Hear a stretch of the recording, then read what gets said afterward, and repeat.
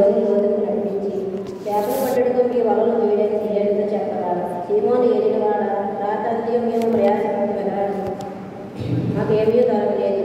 అయినని నీ మాట చెప్పిన వలలు వేదనైనా ఆయనతో చెప్పాను. వారు అలాగే చేసేస్తారని చేపలు పట్టలేదు.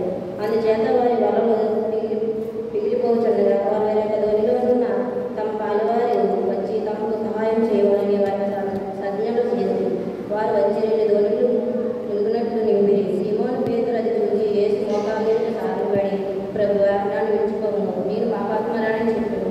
ఏలయనగా వారు పట్టిన చేపలు రాసి అతనితో ఉంటున్న వారందరూ విస్మయ పొందిరి. అలాగన సీమోనుతో కూడా పాలువారైన జబదీ కుమారులకు యాకోబును విస్మయ పొందిరి. అందుకు యేసు భయపడము, ఇప్పటి నుండి నీకు మనుషులను పట్టువాడవై ఎంతమంది సీమోనుతో చెప్పాను. వారు ధోనిని చేర్చి సమస్తం విడిచిపెట్టి ఆయన వెంబడించారు.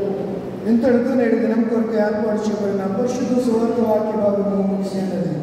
ఓ క్రీస్తు నీకు స్తోత్రము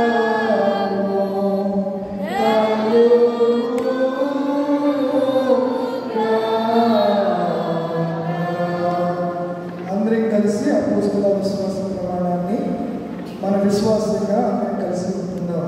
భూమి ఆకాశం సృష్టించిన సర్వశక్తుల తండ్రి అయిన దేవుని నమ్ముచున్నాను.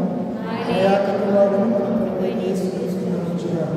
ఈయన పరిశుద్ధాత్మతో నింపబడి అన్యవారిని పుట్టి పురుగుల హృదయాలను సర్వపడి స్తుతికి పరిశుద్ధ ప్రదేశంలోని నీవు చనిపోయిన వారిని పునరుద్ధరించి లేచి పరలోకమునకెక్కి సర్వశక్తుల తండ్రి అయిన దేవుని చేతులను నమ్ముచున్నాను. సజీవులకు